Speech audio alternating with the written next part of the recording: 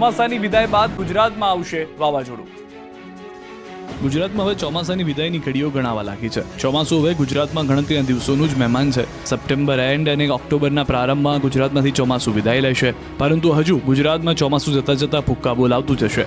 હવામાન નિષ્ણાંત અંબાલાલ પટેલે આગાહી કરી છે કે વધુ એક સિસ્ટમના કારણે ગુજરાતમાં હજુ વરસાદ પડશે. ઓક્ટોબરમાં પણ ગુજરાતમાં વરસાદી ઝાપટા રહેશે. જોકે વરસાદ બાદ વાવાઝોડાનું સંકટ પણ તોળાઈ રહ્યું છે. 18 નવેમ્બરે બંગાળ ઉપસાગરમાં વાવાઝોડું બનશે, જેની અસર ગુજરાતના ઘણા ભાગોમાં વરસાદરૂપી જોવા મળશે. બંગાળ ઉપસાગરમાં એક પછી એક સિસ્ટમો બનશે. બંગાળ ઉપસાગર સક્રિય રહેશે, જેના કારણે હજુ પણ રાજ્યના ભાગોમાં વરસાદ થવાની શક્યતા રહેશે. 25 ડિસેમ્બરથી ગુજરાતમાં ગાત્રો થીજાવતી ઠંડી પડશે. ચોમાસા બાદ આ વખતે શિયાળો પણ આકરો રહી શકે છે. વાવાઝોડાના કારણે નવેમ્બરમાં માવઠું થશે, તો બીજી બાજુ ડિસેમ્બરમાં ઠંડી પીક પર હશે. હવામાન વૈજ્ઞાનિકોએ ચેતવણી આપી છે કે ચાલુ વર્ષના અંત સુધીમાં લાનીનાની અસરની નિર્માણ થશે, જે લોકોને ધ્રુજાવી દેશે. ઓક્ટોબર ડિસેમ્બર 2025ની વચ્ચે લાનીનાનું નિર્માણ થવાની શક્યતા છે, જેથી ભારતમાં ગાત્રો થીજાવતી ઠંડી પડશે. તો હવામાન આગાહીકાર અંબાલાલના મતે ડિસેમ્બરના અંતમાં એટલે કે 22 ડિસેમ્બરથી દેશના ઉત્તરીય ભાગોમાં હિમવર્ષા થશે. ઉત્તરમાં જ્યાં ઠંડી હાજા ગગડાવતી હશે, ત્યાં રાજ્યના લોકો પણ થરથર કાપવા લાગશે. ડિસેમ્બરના અંતથી 11મી જાન્યુઆરી સુધીમાં રાજ્યમાં ઠંડીનો જોરદાર રાઉન્ડ આવશે. એટલું જ નહીં, ઉત્તરાયણ બાદ પણ કાતિલ ઠંડીનો ચમકારો અનુભવાશે અને તાપમાન 8 ડિગ્રીને નીચે જતું રહેશે. લગભગ 11મી જાન્યુઆરીએ આ ઠંડીનો અહેસાસ થોડો વધુ થતો જણાશે. એટલે ઠંડીની શરૂઆત 22મી ડિસેમ્બરથી જાન્યુઆરીમાં થવા છતાંય લઘુત્તમ તાપમાન કેટલાક ભાગમાં 8 ડિગ્રી સુધી થવાની શક્યતા રહેશે અને ગાત્રો થીજાવતી ઠંડી પડવાની શક્યતા રહેશે. પૂરના 9 દિવસે કોંગ્રેસ પ્રદેશ પ્રમુખે બનાસકાંઠાની લીધી મુલાકાત. પૂર આવ્યાના 9 દિવસ થયા બાદ ગુજરાત કોંગ્રેસના પ્રમુખ અમિત ચાવડાને બનાસકાંઠા યાદ આવ્યું છે. બનાસકાંઠાના પૂર પ્રકોપના 9 દિવસ બાદ કોંગ્રેસ પ્રદેશ પ્રમુખ અમિત ચાવડાએ પૂરગ્રસ્ત વિસ્તારની મુલાકાત લીધી. સુઈગામના ભરડવા, મોરીખા સહિતના ગામોની મુલાકાત લીધી. સાંસદ ગેનીબેન ઠાકોર, પૂર્વ ધારાસભ્ય ગુલાબસિંહ રાજપૂત સહિતના કોંગ્રેસના આગેવાનો પણ તેની સાથે જોડાયા અને પૂરગ્રસ્ત વિસ્તારોમાં અસરગ્રસ્તોને પડતી હાલાકી અને મુશ્કેલીનો પણ તાગ મેળવ્યો. અનેક વિસ્તારોમાં હજુ પણ જળબંબાકારની સ્થિતિ જોઈ પીડિતો સાથે સંવાદ કર્યો હતો. ઉત્તર ભારતમાં વરસાદથી આણંદમાં કેળાની ખેતી કરતા ખેડૂતો પાયમાલ.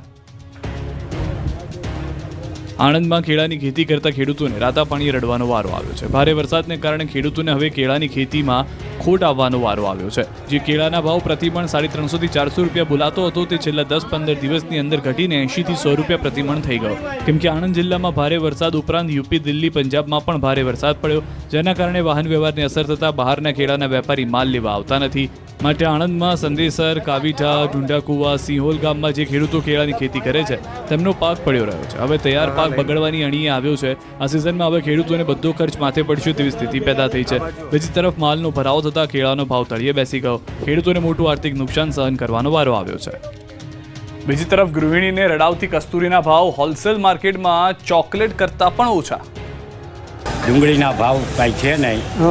ખેડૂત નાખીને વહી જાય ને એના ભાડાના પૈસા થાય એમ નથી, વાહનના એવા પૈસા છે. 3 રૂપિયાની કિલો વેચાય. આમાં ચોકલેટ તો શું, છોકરાને બિસ્કિટ ન થાય એવા પ્રકારના ભાવ ડુંગળીના અત્યારે રાજકોટની માર્કેટ યાર્ડમાં છે. એટલે ખેડૂતને લૂંટવા સિવાય કોઈ વસ્તુ છે જ નહીં. ખેડૂતોને ઓછા ભાવ મળે ત્યારે રાતા પાણીએ રોવાનો વારો આવે. ડુંગળીના ભાવ અત્યારે 50 થી 300 રૂપિયા સુધીનો છે. સાંભળ્યું તમે કઈ રીતે કિસાનોને કસ્તુરી રડાવી રહી છે. છૂટક બજારમાં એક તરફ દલાલો અને હોલસેલ છૂટકના વેપારીઓ જનતાને લૂંટી રહ્યા છે. બીજી તરફ યાર્ડમાં વેપારીઓ ખેડૂતો પાસેથી ચોકલેટ કે બિસ્કિટના પેકેટ કરતાં પણ ઓછા ભાવ આપી ખેડૂતોને લૂંટી રહ્યા છે. ડુંગળીની નવી આવક શરૂ થાય તે પહેલાં જૂની ડુંગળીના ભાવ કોડીના થઈ ગયા છે. રાજકોટ યાર્ડમાં આસપાસના ગામડાઓમાંથી મોટી સંખ્યામાં ડુંગળી લઈને ખેડૂતો આવી રહ્યા છે, પરંતુ ખેડૂતોને પોતાની મહામૂલી ડુંગળીના કિલોના 3 રૂપિયાથી લઈને 15 રૂપિયા સુધી જ ભાવ મળતા રોષ ફેલાયો છે. મણ ડુંગળી વેપારીઓ 50 થી 300 રૂપિયા સુધીમાં જ ખરીદતા ખેડૂતોને ડુંગળી યાર્ડ સુધી લઈ જવાનો ખર્ચ પણ માથે પડી રહ્યો છે. ડુંગળી વાવેતરથી લઈને યાર્ડ સુધી લાવવાનો ખર્ચ પણ નીકળી નથી રહ્યો, જેથી હવે કિસાનોને ડુંગળીને ફેંકી દેવા મજબૂર બન્યા છે. મન કેકામને ડુંગળી વેચી રહ્યા છે. કેટલાક ખેડૂતો તો કહી રહ્યા છે કે આટલા પૈસામાં તો બાળકનું બિસ્કિટ પણ ન આવે, એટલામાં પાક વેચવો પડે છે. તો અધિકારીઓનું કહેવું છે કે માંગ ઓછી અને પુરવઠો વધુ હોવાથી ભાવ ઘટ્યા છે. જો સ્થિતિ આવી જ રહી તો દિવાળી આસપાસ પણ ભાવમાં વધુ ઘટાડો થાય તેવી શક્યતા છે, પરંતુ છૂટક બજારમાં આ જ ડુંગળી ભાવ ખાવા લાગે છે. ગૃહિણીઓને 10 ગણા વધુ ભાવ આપી મોંઘી દાટ ડુંગળી ખરીદવી પડે છે. ભાવનગરના ખેડૂતો પણ ડુંગળીની ખેતી કરી પછતાઈ રહ્યા છે. નવી સિઝન શરૂ થાય તે પહેલા ડુંગળીના ભાવે ખેડૂતોને રડાવ્યા. ભાવનગર માર્કેટયાર્ડ બહાર ડુંગળીના ઢગલા જોવા મળી રહ્યા છે. જે ખેડૂતોએ ગત સિઝનમાં ડુંગળીનો સંગ્રહ કર્યો હતો તે હાલ માર્કેટમાં ડુંગળીના વેચાણ માટે આવી રહ્યા છે. પણ માર્કેટયાર્ડમાં ડુંગળીના ભાવ 2 થી 4 રૂપિયા કિલો મળી રહ્યા છે. હાલ લાલ ડુંગળી 30 થી 35 રૂપિયા પ્રતિમણ અને સફેદ ડુંગળી જેની દુનિયાના અન્ય દેશોમાં નિકાસ થાય છે તેનો ભાવ 25 થી 30 રૂપિયા પ્રતિમણ બોલાય છે. સિઝન પહેલા જ ભાવ ગગડતા ખેડૂતોને મોટો આર્થિક ફટકો પડી શકે છે. બીજી તરફ ડુંગળીના ભાવમાં ઘટાડો થતા મહુવા તાલુકામાં ડિહાઇડ્રેશન પ્લાન્ટ સસ્તા ભાવે મોટા પ્રમાણમાં ડુંગળીની ખરીદી કરી રહ્યા છે. આ તરફ રિટેલ માર્કેટમાં એક મહિનામાં શાકભાજીના ભાવ 100% વધ્યા. લોકોનું ખોરવાયું બજેટ. માત્ર એક જ માસમાં સોંઘું મળતું શાકભાજી મોંઘું થઈ ગયું. 25 દિવસમાં શાકભાજીના ભાવમાં 100%નો વધારો થઈ જતા સામાન્ય જનતાનું બજેટ ખોરવાયું. શાકભાજીના ભાવ આસમાને પહોંચી જતા અમદાવાદની શાક માર્કેટમાં અચાનક જ ગ્રાહકો જાણે કે ગાયબ થવા લાગ્યા. શાકભાજી માર્કેટને જાણે કે ગ્રહણ લાગી ગયું હોય એમ ગ્રાહકોની ભીડ ઓછી થવા લાગી. એક સમયે 20 રૂપિયા કિલો મળતું શાક હાલમાં 120 રૂપિયા કિલો મળી રહ્યું છે. માર્કેટમાં મહિલાઓ આવે છે, શાકના ભાવ પૂછે છે અને પછી 100 રૂપિયા કિલો ભાવ જોતા જ જરૂર પૂરતું જ શાક લેવાનું મન મનાવી લે છે. રીંગણા, ચોળી, પાપડી, તુવેર, ગવાર જેવા શાકભાજીના ભાવ 100 રૂપિયાથી વધારે છે, જેના કારણે લોકોના બજેટ પર અસર પડી રહી છે. 20 ઓગસ્ટથી 15 સપ્ટેમ્બર સુધીમાં દરેક શાકભાજીના ભાવમાં કેટલો વધારો થયો છે તેની વાત કરીએ તો શાકભાજીના ભાવ સળગ્યા છે. જેમાં 20 ઓગસ્ટના રોજ ચોળી 60 રૂપિયા કિલો મળતી હતી, તેના હાલ ભાવ વધીને 200 રૂપિયા કિલો થયા. કોબીજ 20 રૂપિયા કિલો હતી, જે 60 રૂપિયા કિલો થઈ ગઈ. ફુલાવર 60 રૂપિયા કિલો હતું, તે હવે 120 રૂપિયા થઈ ગયું. ભીંડા 60 રૂપિયા કિલો હતા, તે 80 રૂપિયા કિલો થઈ ગયા. ગવાર 60 રૂપિયા કિલો હતા, જે 150 રૂપિયા કિલો થઈ ગયા. પરવળ 80ના 120 થયા. તુરિયા 50ના 100, દૂધીના 40 થી સીધા 70, પાપડીના 70 થી 150 થઈ ગયા વધીને. રીંગણાના 40 થી વધીને 100 રૂપિયા, કારેલાના 40 ના 80 થઈ ગયા અને ટિંડોળા 100 રૂપિયા કિલો મળતા હતા તે 240 રૂપિયા કિલોએ મળવા લાગ્યા છે. વિવિધ મુદ્દે હારીજમાં પશુપાલકોએ રોડ પર દૂધ ઢોળી કર્યો વિરોધ. આ વિરોધ, આ આક્રોશ, હલ્લાબોલ.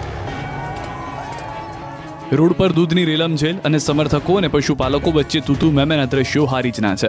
ઉત્તર ગુજરાતમાં ફરી એકવાર ડેરી સામે પશુપાલકોએ મોરચો માંડ્યો છે. હારીજ, સમી અને શંખેશ્વર તાલુકાના પશુપાલકો દ્વારા હારીજમાં એક સંમેલનનું આયોજન કરવામાં આવ્યું. જો કે સંમેલન શરૂ થાય તે પહેલા દૂધસાગર ડેરીના સમર્થકો અને પશુપાલકો વચ્ચે તણાવ અને હોબાળો થયો. આ સંમેલનનો મુખ્ય હેતુ દૂધસાગર ડેરી દ્વારા પશુપાલકોને આપવામાં આવતા દૂધના અપૂરતા ભાવ, સાગરદાણ, પશુ આહારમાં થતી ભેળસેળ અને અન્ય મુદ્દાઓ પર ચર્ચા કરવાનો હતો. આયોજકોએ પશુપાલકોને દૂધના ભાવ વધારો, સાગરદાણની ગુણવત્તામાં સુધારો અને અન્ય પડતર પ્રશ્નો પર ચર્ચા કરવા માટે એક મંચ પૂરો પાડ્યો હતો. જો કે સંમેલન દરમિયાન દૂધસાગર ડેરીના સમર્થકો, જેમાં મંડળીના મંત્રીઓ અને પ્રમુખો પણ સામેલ હતા, તે સ્થળ પર ધસી આવ્યા. સંમેલનમાં કાર્યકર્તાઓ તેમને ગેટ પર જ રોકી દીધા. બંને પક્ષો વચ્ચે બોલાચાલી થઈ, જેના કારણે હોબાળો થયો. મોટી સંખ્યામાં પશુપાલકોએ વિવિધ સૂત્રોચ્ચાર સાથે રેલી યોજી. આ રેલી હારીજ હાઈવે પર પહોંચતા પશુપાલકો રસ્તા પર દૂધ ઢોળીને પોતાનો વિરોધ નોંધાવ્યો. ત્યારબાદ એક આવેદનપત્ર મામલતદારને સુપરત કરવામાં આવ્યું, જેમાં પશુપાલકોની મુખ્ય માંગણીઓ રજૂ કરવામાં આવી. આ તરફ પશુપાલક સંમેલનમાં દૂધસાગર ડેરીના સમર્થકોનો હોબાળા મામલે ડેરી ડિરેક્ટર શકતાભાઈનું મોટું નિવેદન. સંમેલનમાં પશુપાલકો કરતા ભાડાના લાવેલા માણસો વધુ છે. દૂધસાગર ડેરી પશુપાલકો સાથે વાર્તાલાપ કરવા તૈયાર છે. અમે સંમેલનમાં પશુપાલકોના પ્રશ્નોના જવાબ આપવા જતા હતા. દૂધધારા ડેરીમાં ભાજપ વિરોધી ઉમેદવારી નોંધાવનાર 9 સસ્પેન્ડ. ભરૂચની દૂધધારા ડેરીમાં પક્ષમાં મેન્ડેટ વિરુદ્ધ ઉમેદવારી નોંધાવનાર 9 લોકોને ભાજપે સસ્પેન્ડ કરી દેતા ખળભળાટ મચ્યો. ભાજપે મેન્ડેટ સામે બળવો કરનાર ઉમેદવારો સામે મવડીઓએ લાલ આંખ કરી છે, તો ધારાસભ્ય અરુણસિંહ રાણાને મોટો ફટકો પડ્યો છે. ભરૂચ જિલ્લા ભાજપ પ્રમુખ પ્રકાશ મોદીએ અરુણસિંહ રાણાની પેનલમાં 6 અને નર્મદાના 3 ઉમેદવારોને પક્ષમાંથી સસ્પેન્ડ કર્યા. ત્યારે આ બાબતે ભરૂચ સાંસદે પણ લાલ આંખ કરી અને કહ્યું કે આનાથી સ્થાનિક સ્વરાજ્યની ચૂંટણીમાં પાર્ટીને મોટો ફટકો પડી શકે છે. સાથે ઉમેર્યું કે ભરૂચ નર્મદાના સંકલનને સાથે રાખી આ મેન્ડેટ અંગે ચર્ચા કરાઈ હોત તો આ વિવાદ જ ન થાત. સાંસદે ભાજપના જ નેતાઓને આડે હાથ લઈ રોષ ઠાલવ્યો હતો. બીજી બાજુ અરુણસિંહ રાણા પણ આ પેનલને લઈ પ્રથમવાર મીડિયા સામે પ્રતિક્રિયા આપી રોષ ઠાલવ્યો. મહત્વનું છે કે ચૂંટણીમાં ઘનશ્યામ પટેલની સામે ધારાસભ્ય અરુણસિંહ રાણાએ પોતાની પેનલ ઉતારી હતી. ઘનશ્યામ પટેલ હાલ દૂધધારા ડેરીના ચેરમેન છે, ત્યારે તેઓની સામે ભાજપના ધારાસભ્ય અરુણસિંહ રાણાએ પેનલ ઉતારતા રાજકારણ ગરમાયું છે. ઢોલ નગારા શરણાઈ વગાડી છોટાઉદેપુરમાં લોકો જંગે ચડ્યા.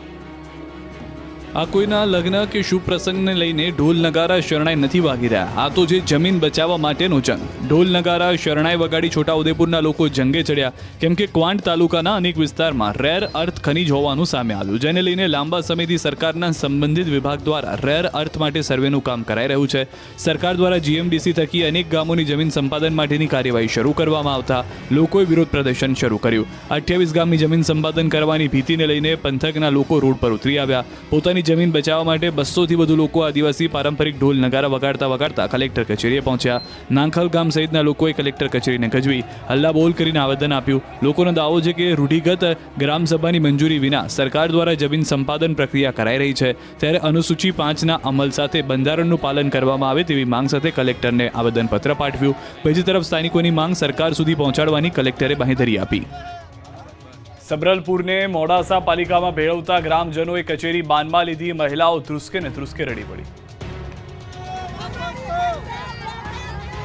પ્રચંડ જન આક્રોશ, હજારો લોકોનો હલ્લાબોલ, પોલીસ સાથે ઝપાઝપી અને મહિલાઓના આંખોમાં આંસુ. જ્યારે મોડાસા નગરપાલિકામાં સબરપુરનો સમાવેશ કરી દેવાતા આ પ્રકારના દ્રશ્યો સર્જાયા હતા. સ્થાનિક ચૂંટણી પહેલા મોડાસા નગરપાલિકાનું વિસ્તરણ કરાયું, જેમાં અનેક ગામડાઓ ભેળવી દેવાયા. મોડાસા પાસેનું સબરલપુર ગામનો પણ નગરપાલિકામાં સમાવેશ કરી દેવામાં આવ્યો છે. ગ્રામજનો વિફર્યા હતા. નગરપાલિકામાં નહીં ભળવાના પોસ્ટર સાથે હજારો લોકો કલેક્ટર કચેરીએ પહોંચ્યા. લોકોએ રેલી કાઢી ગામને બાનમાં લીધું. નહીં ચાહીએ નગરપાલિકા, સબલપુરને ન્યાય આપો જેવા સૂત્રોચ્ચાર સાથે ગ્રામજનો રોષ વ્યક્ત કરતા નજરે પડ્યા. આક્રોશિત જનતાએ ઉગ્ર વિરોધ કરી પ્રદર્શન કર્યું, હલ્લાબોલ કર્યું. આખી કચેરીને ઘેરી લેતા ચુસ્ત પોલીસ બંદોબસ્ત ગોઠવી દેવાયો. વિરોધ કરતા લોકોને કચેરીમાં ન જવા દેવામાં આવતા પોલીસ અને લોકો વચ્ચે ઝપાઝપી થઈ. પોલીસ અને લોકો વચ્ચે ઘર્ષણ થયું. સ્થિતિ એટલી તંગ બની ગઈ કે કેટલીક મહિલાઓ તો ધ્રુસકે રડવા લાગી. રડતી આંખે પોતાની વેદના ઠાલવી. નગરપાલિકામાં સમાવેશના વટહુકમને રદ કરવાની માંગણી કરી. 22,000ની વસ્તી ધરાવતી ગ્રામ પંચાયતના લોકો દ્વારા વિરોધ કરાતા ગરમાગરમીના દ્રશ્યો સર્જાયા. તેમજ પ્રાંત અધિકારીએ ટોળાને સમજાવવાનો પ્રયાસ કર્યો હતો, છતાં લોકો રડી પડ્યા અને સરકાર તાત્કાલિક અસરથી વટહુકમ પાછો ખેંચે તેવી ઉગ્ર રજૂઆત કરી. તેમજ ગ્રામજનોએ સ્પષ્ટ ચીમકી આપી છે કે જો 24 કલાકમાં સરકાર કોઈ નિર્ણય નહીં લે તો આંદોલન વધુ ઉગ્ર બનશે. આ તરફ સાબરકાંઠામાં પાણી મુદ્દે મહિલાઓ વિફરી. હજુ તો ચોમાસાની વિદાય પણ નથી થઈ, ત્યાં સાબરકાંઠામાં ભર ચોમાસે પીવાના પાણીની સમસ્યા ઊભી થઈ ગઈ છે. પાણીને લઈને મહિલાઓ વિફરી હતી. વડાલી નગરપાલિકા સામે સ્થાનિકોએ હોબાળો મચાવ્યો હતો. 15 દિવસથી પાણી ન મળતા લોકો બગડ્યા હતા. મોટી સંખ્યામાં લોકોએ રોડ પર ઉતરીને ચક્કાજામ કર્યું. સ્થાનિકોએ રોડ બ્લોક કરીને વિરોધ કરતા ટ્રાફિક જામના દ્રશ્યો સર્જાયા. બાદમાં નગરપાલિકાની અંદર પ્રવેશીને પણ હોબાળો કરતા તંત્ર દોડતું થયું. પોલીસ પણ વચ્ચે પડી હતી. કચ્છમાં શિક્ષકોની ઘટ મુદ્દે મુન્દ્રા મોખા ટોલ નાકા પર ઉગ્ર વિરોધ. કચ્છમાં શિક્ષકોની ઘટને લઈને વિરોધ પ્રદર્શન કરવામાં આવ્યું. મુન્દ્રાના મોખા ટોલ નાકા પર મોટી સંખ્યામાં લોકો એકઠા થઈને ચક્કાજામ કર્યો. હાથમાં બેનર સાથે સૂત્રોચ્ચાર કરીને વિરોધ કરવામાં આવ્યો. ભરતીની જાહેરાત કરવામાં આવ્યા બાદ પણ હજુ સુધી જગ્યાઓ ભરાઈ નથી, જેથી આશાપુરા ચેરિટેબલ ટ્રસ્ટ દ્વારા વિરોધ પ્રદર્શન કરાયું. મોટી સંખ્યામાં લોકોએ રોડ પર ઉતરીને રોડ જામ કર્યો હતો. ત્યારે લોકોએ એકઠા થઈને કરેલા ચક્કાજામના કારણે વાહનોની લાંબી લાઈનો લાગી. પોલીસે વિરોધ કરી રહેલા 50 લોકોની અટકાયત કરી. મહત્વનું છે કે અગાઉ પણ કચ્છ જિલ્લામાં શિક્ષકોની ઘટને લઈને આશાપુરા ચેરિટેબલ ટ્રસ્ટ દ્વારા જિલ્લા કલેક્ટરને આવેદનપત્ર પાઠવી રજૂઆત કરાઈ હતી. કચ્છ જિલ્લામાં સૌથી વધારે શિક્ષકોની ઘટ સતાવી છે, જેના કારણે જિલ્લામાં શિક્ષણનું સ્તર કથળી રહ્યું છે. રાજ્ય સરકાર દ્વારા કચ્છ જિલ્લામાં 41,000 શિક્ષકોની સ્પેશિયલ ભરતીની જાહેરાત કરી છે. હાલમાં ભરતીની પ્રક્રિયા ચાલી રહી છે. આ ભરતી બાદ જિલ્લા ફેરબદલી પામેલા શિક્ષકોને છૂટા કરવામાં આવશે. પરિણામે જિલ્લામાંથી 35થી 40% શિક્ષકોની ઘટ યથાવત રહે તેવી સ્થિતિ જોવા મળી રહી છે. આગામી દિવસોમાં શિક્ષકોની ઘટ પૂરી કરવામાં નહીં આવે તો ઉગ્ર આંદોલનની સાથોસાથ વડાપ્રધાન અને રાષ્ટ્રપતિને પણ પત્રો લખીને રજૂઆત કરવામાં આવશે. આ તરફ સુરતમાં શૈક્ષણિક મહાસંઘે કર્યો છે વિરોધ. સુરતમાં અખિલ ભારતીય રાષ્ટ્રીય શૈક્ષણિક મહાસંઘ દ્વારા વિવિધ મુદ્દાને લઈને વિરોધ પ્રદર્શન કરવામાં આવ્યું. શિક્ષકોની સેવા સુરક્ષા માટે કલેક્ટરને આવેદન આપવામાં આવ્યું. સુપ્રીમ કોર્ટના ચુકાદા અનુસાર તમામ સેવારત શિક્ષકો માટે ટેટ પરીક્ષા ફરજિયાત કરાય, જેના વિરોધમાં સંગઠન તરફથી માંગણી કરવામાં આવી છે કે 2010 પહેલા સેવા ધરાવતા શિક્ષકો માટે ટેટ ફરજિયાત કરવી યોગ્ય નથી. શૈક્ષણિક મહાસંઘે આ નિર્ણય પર પુનઃ વિચારણા કરવા માંગણી કરી, કારણ કે આ ચુકાદાથી 20 લાખ જેટલા શિક્ષકોની રોજગારી અને સુરક્ષા પર જોખમ ઊભું થયું છે. મહેસાણામાં ટ્યુશનના સંચાલકોએ સરકારી ગ્રાન્ટેડ સ્કૂલો અને શિક્ષકો સામે મોરચો માંડ્યો. મહેસાણામાં ટ્યુશનના સંચાલકોએ સરકારી ગ્રાન્ટેડ સ્કૂલો અને શિક્ષકો સામે મોરચો માંડ્યો. જિલ્લા શિક્ષણ અધિકારીને ગેરકાયદેસર ટ્યુશન ક્લાસ, ડે સ્કૂલ અને ડમી સ્કૂલ બંધ કરાવવા આવેદનપત્ર આપવામાં આવ્યું. ફેડરેશન ઓફ એકેડેમિક એસોસિએશનના નેજા હેઠળ ડમી સ્કૂલોની બદીને દૂર કરવાની માંગણી સાથે આવેદનપત્ર આપ્યું. આ ઉપરાંત મહેસાણા ટ્યુશન ક્લાસ સંચાલકોએ અગાઉ ટ્યુશનના શિક્ષકોનું લિસ્ટ શિક્ષણ વિભાગને આપ્યું છે. તેની સામે તાત્કાલિક કાર્યવાહીની પણ ટ્યુશન ક્લાસ સંચાલકોએ માંગણી કરી. જિલ્લા શિક્ષણ અધિકારીએ જવાબદાર શિક્ષકો અને સ્કૂલોમાં દંડનીય કાર્યવાહી ઉપરાંત માન્યતા રદ કરવા સુધીની કાર્યવાહી કરવાની ધારણા આપી છે. રોડ પર બેસી અમદાવાદમાં એનએસયુઆઈએ કર્યો વિરોધ.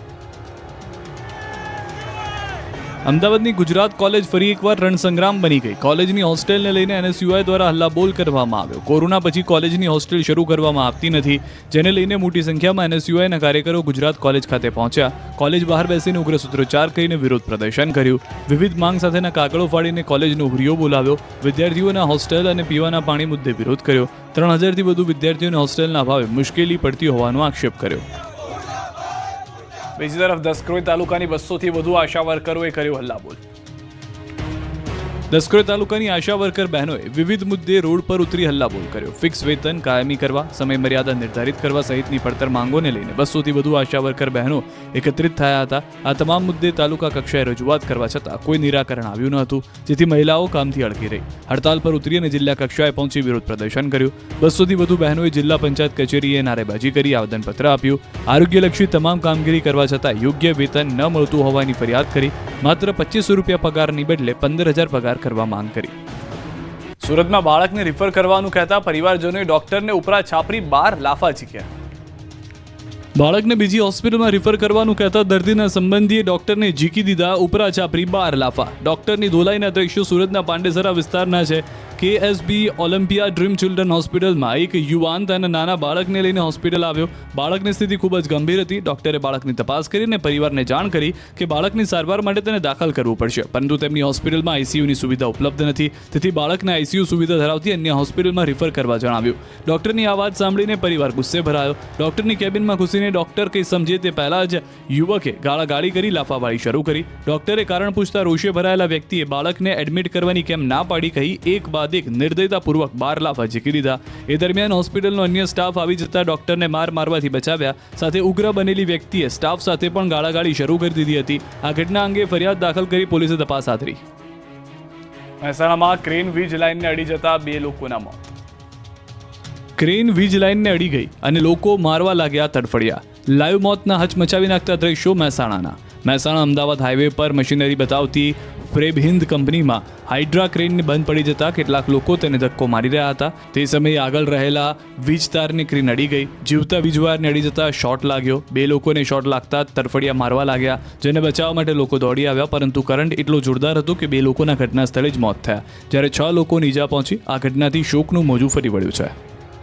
સુરતમાં રાહદારીઓ અને રિક્ષા ચાલકે લીધા અડફેટે. પૂરપાટ રિક્ષા આવી અને રોડની સાઈડમાં ચાલીને જઈ રહેલા પરિવારને અડફેટે લીધો. અરેરાટી મચાવી નાખે એવા આ દ્રશ્યો સુરતના છે, જ્યાં એક રિક્ષા ચાલકે ખતરનાક સ્પીડમાં રિક્ષા ચલાવી, જેના કારણે તેણે કાબુ ગુમાવ્યો અને રિક્ષા સીધી જ રોડની સામેની સાઈડમાં ચાલીને જઈ રહેલા પરિવાર પર ત્રાટકી. રિક્ષા ટકરાતા જ કેટલાક લોકો નીચે પટકાયા. કુલ 4 લોકોને અડફેટે લેતા ઈજા પહોંચી. ઘટના શહેરના ગોધરા વિસ્તારમાં બની, જ્યાં રાહદારીઓમાં ફફડાટ ફેલાયો છે. હેલ્મેટ ન પહેરવાથી અકસ્માતમાં સુરતમાં દીકરીનું મોત. ફરજિયાત હેલ્મેટના નિયમના ચાલી રહેલા વિરોધ વચ્ચે સુરતમાં માર્ગ અકસ્માતમાં એક સગીરાએ હેલ્મેટ ન પહેર્યું હોવાના કારણે જીવ ગુમાવ્યો હોવાનો કિસ્સો સામે આવ્યો. સગીરા પોતાનું મોપેડ લઈ હેલ્મેટ પહેર્યા વગર ટ્યુશનથી ઘર તરફ જઈ રહી હતી. એ દરમિયાન ઓચિંતા મોપેડ સ્લીપ થતાં કાવ્યાને માથામાં ગંભીર ઈજાના પગલે તેનું ઘટના સ્થળે જ મોત થયું. મેન્યુફેક્ચરનો વેપાર કરતા વેપારીની એકની એક દીકરીના મોતથી પરિવારમાં માતમ છવાયો. ઘટનાના પગલે પરિવારના સભ્યો ભારે હૈયે કહ્યું કે જો કાવ્યાએ હેલ્મેટ પહેર્યું હોત તો આજે તે અમારી વચ્ચે હોત. આ તરફ છોટાઉદેપુરના બોડેલીમાં પેટ્રોલ પંપ પાસે હિટ એન્ડ રનના હચમચાવી નાખનાર દ્રશ્યો જોવા મળ્યા. પૂરપાટ જતા ડમ્પર ચાલકે યુવકને અડફેટે લેતા યુવકનું મોત થયું. આ તરફ વલસાડના તિથલ રોડ પર ગુજરાત હાઉસિંગ બોર્ડ સોસાયટીની બહાર અકસ્માત થયો. સોસાયટીમાંથી બહાર નીકળી રોડ પર આવી રહેલા 2 બાઇક સવારોને રિક્ષાએ અડફેટે લીધા હતા, જેમાં બાઇક સવાર મહિલા અને પુરુષ બંને વચ્ચે પટકાતા ઘાયલ થયા હતા. જૂનાગઢની માંગરોળમાં દબાણો પર અડધી રાત્રે સ્ટ્રાઇક. દબાણરૂપ 2 ધાર્મિક સ્થળ તોડી પડાયા. આ દ્રશ્યો જૂનાગઢના માંગરોળના છે, જ્યાં હાઈવે પર દબાણરૂપ 2 ધાર્મિક બાંધકામને રાતના સમયે ચુસ્ત પોલીસ બંદોબસ્ત વચ્ચે તોડી પડાયા. માંગરોળથી સોમનાથ જતા હાઈવે પર 1 અને માંગરોળથી પોરબંદર જતા હાઈવે પર 1 એમ કુલ 2 ધાર્મિક બાંધકામ હાઈવે પર અડચણરૂપ હતા. આથી નેશનલ હાઈવે ઓથોરિટી, પોલીસ તથા પીજીવીસીએલની ટીમ દ્વારા દબાણ હટાવવાની કામગીરી હાથ ધરાઈ. કોઈ અનિચ્છનીય ઘટના ન બને અને માહોલ ડહોળાય નહીં એ માટે ચુસ્ત બંદોબસ્ત ગોઠવાયો. એસપી, ડીવાયએસપી, પીઆઈ, પીએસઆઈ તેમજ 150 જેટલા જીઆરડીના જવાનો તૈનાત કરાયા. મોડી રાત્રે દબાણ હટાવ્યા બાદ નેશનલ હાઈવે ઓથોરિટી દ્વારા રોડ રિસર્ફેસિંગનું કામ પણ હાથ ધરાયું. વડોદરામાં પોલીસ કર્મીએ ટલ્લી થઈ તાઇફો મચાવ્યો. લોકોએ વિડીયો ઉતાર્યો તો ગાળો ભાંડી. શું નામ છે તમારું? આ હાથ લઈ લો. કેમેરાને નહીં અડકવાનું. શું નામ છે તમારું? તમારું નામ શું છે? ઉભા રહો. અહીંયા ગાડી ઊભી જ છે, બહાર બોલાવીને આપી દો. કઈ નો છે ભાઈ તું? ના, તું કઈ નો છે? શેનો નશો કરેલો છે ભાઈ તમે નશો શેનો કરેલો છે? તો પછી તમે કોને ગાળો આપો છો અહીંયા? દારૂના નશામાં ટલ્લી થઈ કંઈક આ રીતે પોલીસ કર્મીએ તાઇફાઓ કર્યા. દારૂબંધીના પોલીસ કર્મીઓએ જ લીરા ઉડાવ્યા હોવાનો બનાવ ફરી વડોદરાની સામે આવ્યો છે. વડોદરા શહેરના ચાપાનેર પોલીસ ચોકી પાસે રાત્રે વધુ એક પોલીસ કર્મી નશામાં ધૂત ઝડપાયો. પૂર્વ વડોદરામાં ટ્રાફિક શાખામાં ફરજ બજાવતા head constable Sanjaysinh Pratapsinh Rathod duty પૂર્ણ કરી ચાપાનેર દરવાજા પાસે નાસ્તો લેવા આવ્યા, જ્યાં લોકો સાથે દલીલ કરી ગાળો ભાંડી. જે બાદ પોલીસ કર્મીને પકડી પોલીસને સોંપ્યો. સંજયસિંહ રાઠોડ નશો કરી એટલો ટલ્લી થઈ ગયો હતો કે નાગરિક સાથે બોલાચાલી અને ઝઘડો કરતો હતો. જ્યારે લોકોએ તેને આ હાલતમાં પકડી પાડ્યો તો લોકોને કહેવા લાગ્યો કે મેં નશો નથી કર્યો, ચાલો હું આવું છું તમારી સાથે પોલીસ સ્ટેશન. જોકે પોલીસ તપાસ કરતા દારૂની ગંધ આવતી હતી. આંખો લાલ અને નશાથી ઘેરાયેલી હતી. તેઓ શારીરિક સંતુલન જાળવી શકતા નહોતા. પોલીસે ટ્રાફિક જમાદારની અટકાયત કરી છે. અમદાવાદના વસ્ત્રાલમાં અપહરણ લૂંટ કરનારની પોલીસે કાઢી હવા. અમદાવાદમાં રામોલમાં જમીન દલાલ અને કન્સ્ટ્રક્શનનું કામ કરનાર વ્યક્તિનું કુખ્યાત સંગ્રામસિંહ અને તેના સાગરીતો દ્વારા અપહરણ કરીને દાગીના સહિત 53 લાખની લૂંટ કરવામાં આવી. આ કેસમાં પોલીસે 6 આરોપીની ધરપકડ કરી. ક્રાઇમ બ્રાન્ચ તમામ આરોપીઓને લઈને રિકન્સ્ટ્રક્શન માટે ઘટના સ્થળે પહોંચી હતી. અહીં મુખ્ય આરોપી સંગ્રામસિંહ લંગડી લેતો ચાલ્યો હતો. તમામ આરોપીઓને સાથે રાખીને રિકન્સ્ટ્રક્શન કરવામાં આવ્યું હતું. આરોપી સંગ્રામસિંહ અને તેના સાથીઓએ ભેગા મળીને ફરિયાદીની 4-5 દિવસ રેકી કરી હતી. જે બાદ મોકો મળતા સાંકડા રસ્તા પરથી ફરિયાદી જતા હતા. ત્યાં આરોપીઓ ગાડી લઈને ઊભા હતા. ફરિયાદી આવ્યા ત્યારે તેમને લાફો મારીને તેમનું અપહરણ કરી લીધું હતું. જે બાદ તેમની પાસેથી રોકડ અને દાગીના એમ કુલ 53 લાખની લૂંટ કરી હતી. આ રસ્તા પરથી ગુનાને અંજામ આપ્યો હોવાથી પંચોને સાથે રાખીને આરોપીઓ સાથે બનાવની જગ્યાએ પંચનામું કરવામાં આવી રહ્યું છે. સરકારની સોપારી આપી અમદાવાદમાં પાટીદાર બિલ્ડરની હત્યા કરાવી. અમદાવાદમાં વિરાટનગર બ્રિજ નીચે બિલ્ડર હિંમતભાઈ રૂડાણીની હત્યા તેમના જ ભાગીદારે કરાવી હતી. પોલીસે 3 હત્યારાને પકડ્યા બાદ ભાગીદારે બિલ્ડરની હત્યા કરાવી હતી. તે બિલ્ડર મનસુખ ઉર્ફે જેકીની પોલીસે ધરપકડ કરી. તપાસમાં મોટો ખુલાસો થયો. 25 કરોડની રીતિમાં પૂર્વ ભાગીદારે જ હત્યા કરાવી. મનસુખ લાખાણીએ એક શખ્સને હત્યા કરવા માટે કહ્યું હતું. તે આરોપી અગાઉ મનસુખના ત્યાં સિક્યુરિટી ગાર્ડ તરીકે કામ કરતો. તેને હાથ પગ તોડી નાખવા માટે પહેલા 50,000 રૂપિયા આપ્યા અને કામ થઈ ગયા બાદ 1 કરોડ અને મકાન આપવાનું વચન આપ્યું. હત્યા બાદ એક આરોપીએ મનસુખને ફોટા પણ મોકલ્યા હતા. બંને વચ્ચેની પાર્ટનરશિપ છૂટી કરવા માટે 25 કરોડની લીતીમાં મંજૂર થયું અને જેનું પરિણામ લોહિયાળ આવ્યું. 2020થી વિવાદ શરૂ થયો હતો, જેમાં ઘણીવાર સમાધાન થયા બાદ બાબત શાંત પડી નહોતી. હત્યા કર્યા બાદ આરોપીઓએ હીરાવાડી વિસ્તારમાં આવેલી સ્વતંત્રતા અભિવ્યક્તિ પાર્ટી નામની ઓફિસમાં હથિયાર મૂક્યા હતા. મુખ્ય સૂત્રધાર રાહુલ આ ઓફિસમાં અગાઉ કામ કરતો હોવાથી હથિયાર મૂકીને નાસી છૂટ્યો હતો. અમદાવાદની સિવિલ હોસ્પિટલમાં સિક્યુરિટી ગાર્ડે માર મારતા યુવકનું મોત, પરિવારજનોએ હોબાળો મચાવ્યો. અમદાવાદની સિવિલ હોસ્પિટલ ફરી વિવાદમાં આવી. સિવિલ હોસ્પિટલના સિક્યુરિટીએ માર મારતા એક વ્યક્તિનું મોત થયાનો આરોપ લાગ્યો. પૂનમ પટણી નામના 36 વર્ષીય વ્યક્તિનું મોત થયાના આક્ષેપ સાથે પરિવારજનોએ સિવિલ હોસ્પિટલમાં હોબાળો મચાવ્યો. મૃતકને સિવિલમાં મોબાઈલ ચોરી કર્યાના આરોપ સાથે મારવામાં આવ્યો હોવાનો આરોપ છે. મૃતક અગરબત્તી બનાવવાના કારખાનામાં મજૂરી કરતા હતા. સિવિલ નજીક રિક્ષામાંથી ઉતર્યા બાદ માર માર્યાનો આરોપ લગાવ્યો. 3 દિવસ અગાઉ જ બનાવ બન્યો હતો. પોલીસે યોગ્ય કાર્યવાહી ન કર્યાનો આરોપ લગાવી મૃતકના પરિવારે મૃતદેહ સ્વીકારવાનો ઇનકાર કર્યો. જ્યાં સુધી ફરિયાદ નહીં નોંધાય ત્યાં સુધી મૃતદેહ સ્વીકારવાનો પરિવારે ઇનકાર કર્યો. મૃતકના પરિવારે સિવિલના સિક્યુરિટી ગાર્ડ કોન્ટ્રાક્ટર સામે ફરિયાદ નોંધવા માંગ કરી હતી. ડીસામાં મિત્રે જ મિત્રની હત્યા કરી. ડીસા રિજમેન્ટ વિસ્તારમાં થયેલ યુવકની હત્યાનો ભેદ ઉકેલાયો. મિત્રે જ મિત્રની હત્યા કર્યાનું ખુલ્યું. ડીસા રિજમેન્ટ વિસ્તારમાં ભાડાના મકાનમાં રહેતા કિરણ ઠાકોર નામના યુવકની લાશ મળી આવતા ચકચાર મચી ગઈ. ડીસા પોલીસે ઘટના સ્થળે પહોંચી યુવકના મૃતદેહને પોસ્ટમોર્ટમ અર્થે ખસેડતા યુવકની હત્યા થઈ હોવાનું સામે આવ્યું. રાહુલ ઠાકુરે કિરણ ઠાકોરને ગેસનો સિલિન્ડર મારતા માથાના ભાગે હેમરેજ થયું હતું, જેના પગલે યુવકનું મોત નીપજ્યું હોવાનું સામે આવ્યું. પોલીસે હત્યારા મિત્રની ધરપકડ કરી છે.